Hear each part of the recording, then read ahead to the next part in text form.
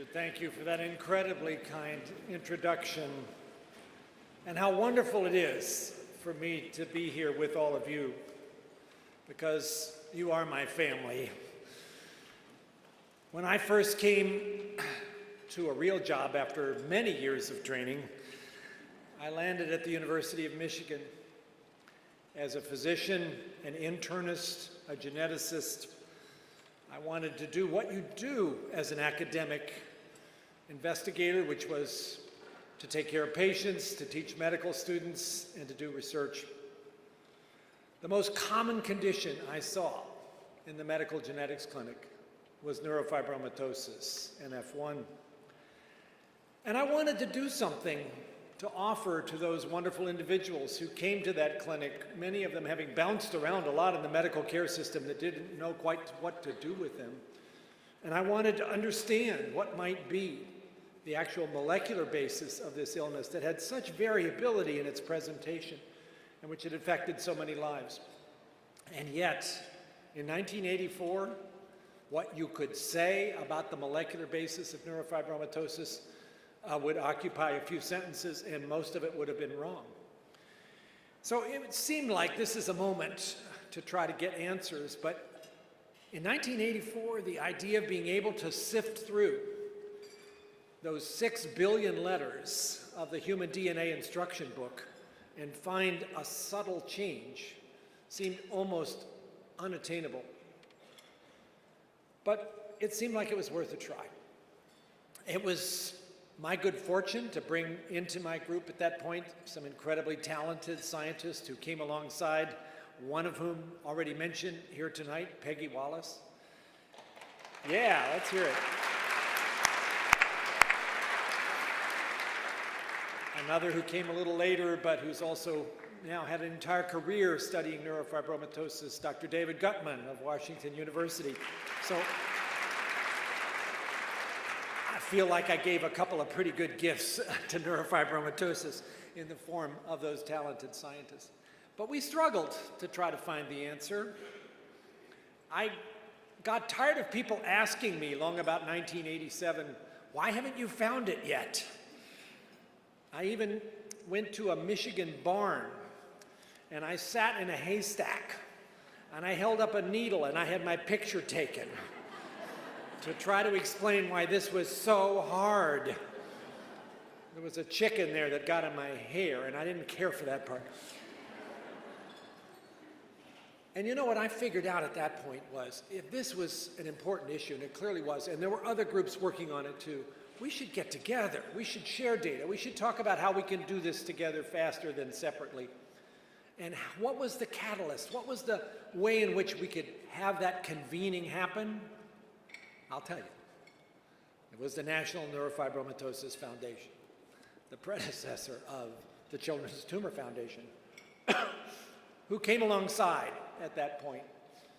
And I was delighted to see Alan Rubenstein here, my friend Alan, because through those years, it was tough going. And not everybody was ready to share. Let's be clear about that. That still happens today, by the way.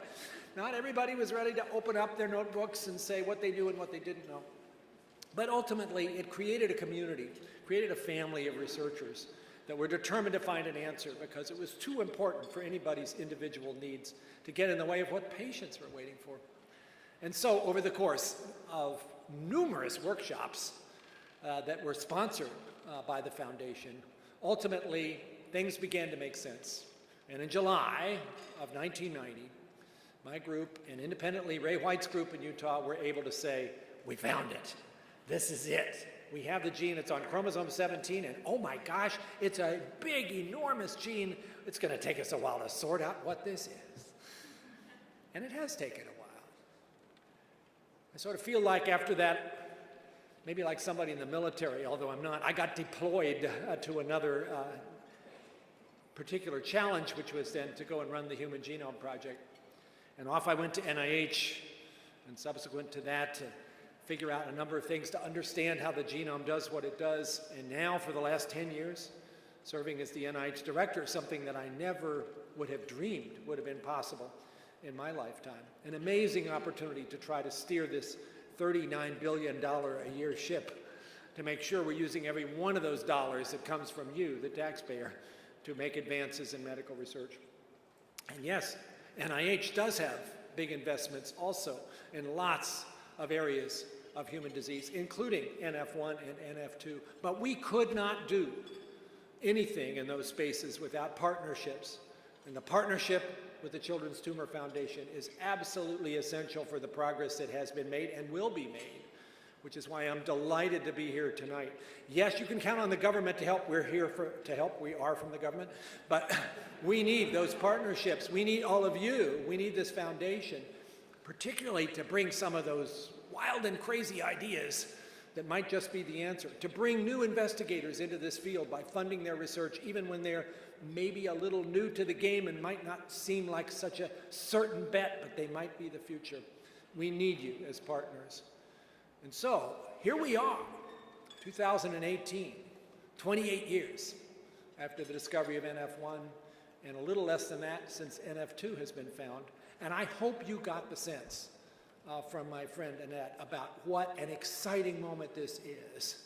That, yeah, NF ought to be pretty worried because we're after NF and we're going to capture all of that information it takes to bring this disease to its knees and ultimately to cure neurofibromatosis 1 and 2. But it only happens because of partnerships, because of momentum, because of determination, because of action.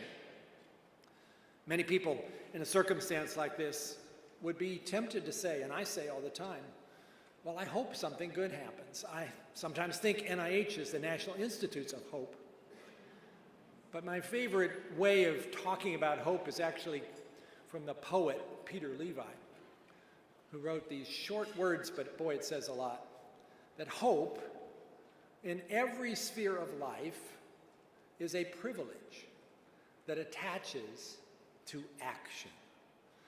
No action, no hope. The Children's Tumor Foundation is all about action. We at NIH, we're all about action. Together, we can conquer NF. Thank you very much.